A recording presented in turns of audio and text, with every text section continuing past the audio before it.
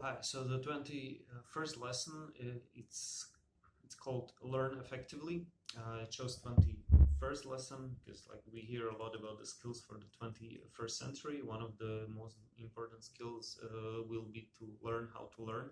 So some kind of metacognition on how to retain that information, how to revise that information. And I'm taking inspiration from Barbara Oakley and three tools that are good for example, learning languages.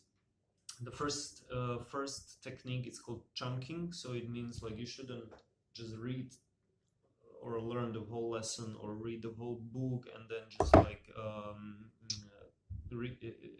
hope to retain all the information, but you should break it down into chunks. So chunks are small pieces, chunking.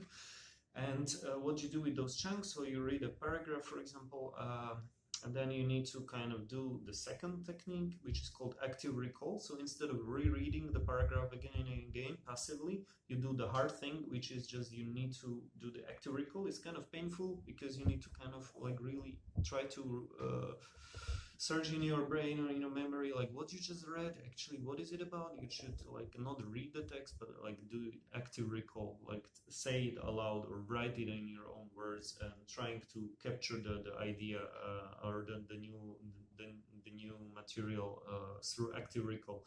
The third technique, what you do after active recall is you do spaced repetition, and spaced repetition is something that you need to do to kind of then push those new materials or something what you learned into like more long-term memory, because what happens is that you are very inspired, for example, by some text, by some lecture, but then there is this half time of decay of the information, like so maybe in the next day when you wake up you remember only half of what you what you learned, then another next day another half of what you learned, it's kind of like it really goes down. So but if you do the active spaced repetition, so you revise what you learned maybe after a couple of hours, then after a day or two, then after a couple of days or a couple of weeks. I don't know exactly the numbers and these kind of things, like what is the optimal thing. Maybe it's good to research it further.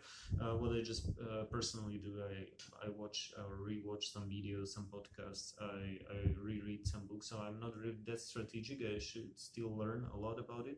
But there is this app called Anki, and it's basically for chunking, for active recall, and for spaced repetition. It does the spaced repetition for you according to some algorithm. And well, I downloaded it. I kind of started using it, but not really. I still have this long, not so steep learning curve. So I just, yeah, I don't know.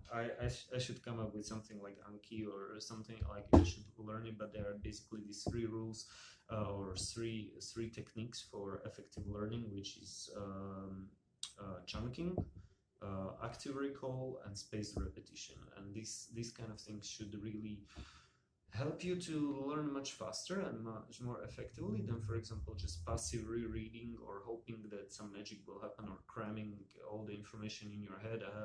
It's sadly, I said that I didn't know this earlier when I was studying at the university or something. I might have remembered now more.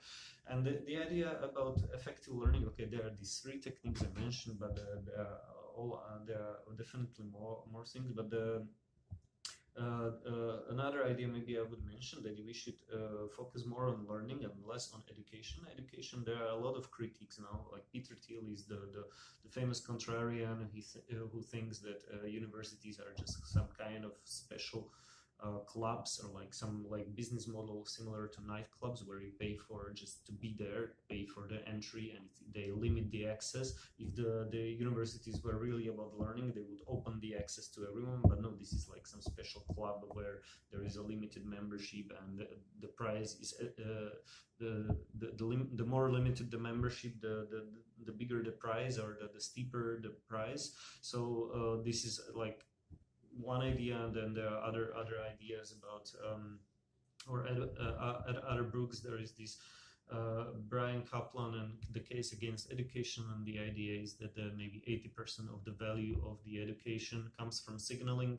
So it is an expensive signal that if you can accomplish university, it means that you have a certain intelligence and certain conscientiousness, so you are kind of diligent enough to actually pursue your tasks, which is a strong signal for the employees that they should hire you because you are at least capable of those two things. And of course then universities are maybe therefore they are so expensive because there is this process of peer learning, so peer selection, so the people are competing. Let's say you cram kind of intelligent people or above average intelligent people into this hot bath or something environment, like this environment where they can like learn from each other, and they repeat from each other, and they compete with each other, and then you can get like some kind of bunch of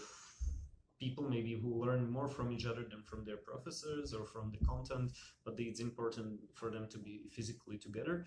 Of course, Peter Thiel has this critique of it, that okay, then they all think that maybe you should work for, I don't know, you should work for some kind of investment banking guys or something just right before the bubble bursts because this is the hottest topic, or you should work for in some industry that is proven later to be fraudulent, or they maybe even enter startups at the height of the dot-com bubble. So they behave kind of like a herd-like behavior. They show kind of a herd-like behavior. So he's kind of critical, but okay, the guy is a bit contrarian, and he has strong opinions. But it's good to maybe remember that 80% of education is coming from, and the expensive signal of actually graduating from the school, and only 20% comes maybe from the skills and from the material that you learn at school, which is quite sad maybe, but it's good to at least give it a try, thinking about education in this way, that there is really just a huge amount. If it's 80% or if it's 60%, I don't know.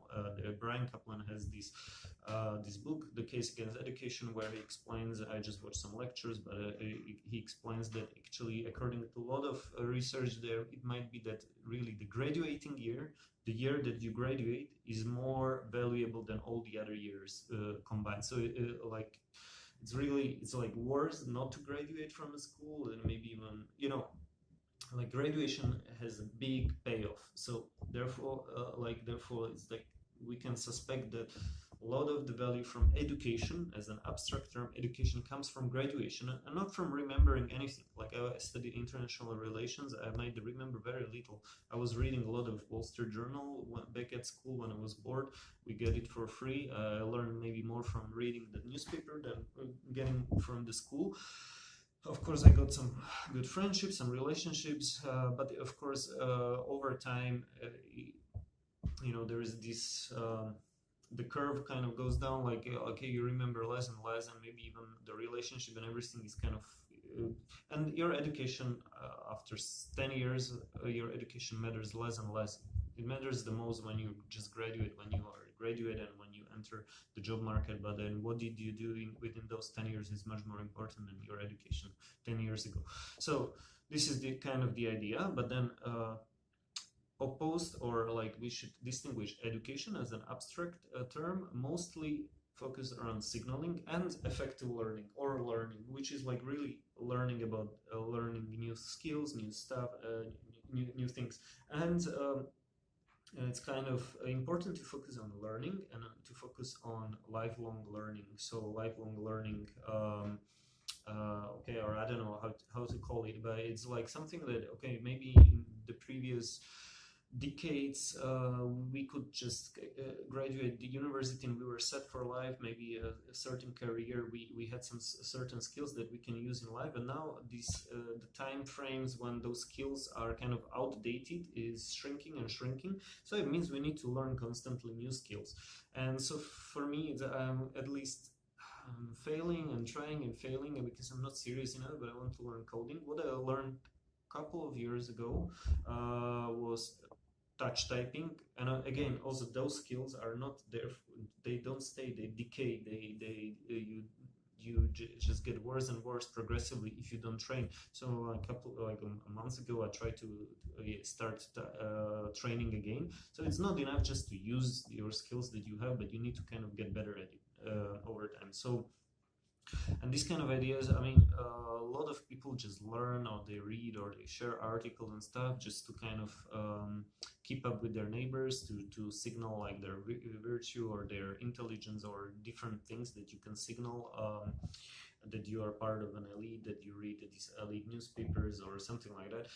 It's good, it's okay, but it's important to also like focus on like life skills and like these skills that you can transfer to various domains, and to keep updated with it. So effective learning, as opposed to just more abstract term of education, signaling opposed to learning new skills regularly and keeping them updated is important. And then effective learning, and these three techniques of chunking, chunking, active recall, and spaced repetition. It's kind of thing that we need to remember. And there is another thing which is called like this grit, or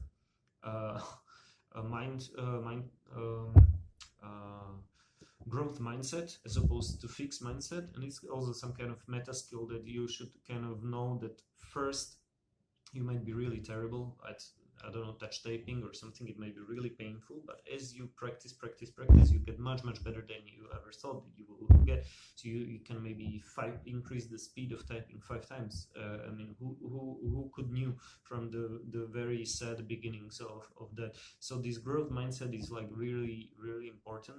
This is something like the power of not yet. I think it's the power of that you know that you're not yet there, but you're focusing on the process, on the fair play, on like really learning your skills and getting there. You're not focusing on the result, on like showing off or on signaling how intelligent you are. You realize that maybe you're not that much intelligent, or even if you are, it's just maybe you're not skilled in this particular matter, and it's very frustrating. It's really painful. So it's really painful to learn constantly if you don't have this growth mindset. But if it's just the change in the attitude, okay?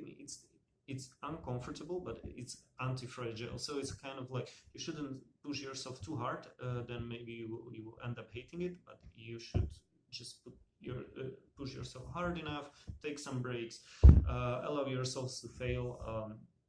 A couple of times, realize that okay, maybe this is not working for you. You need to try some different tool, something like that. But just don't hate yourself. Don't have this fixed mindset. Oh, I'm stupid, I will never learn math.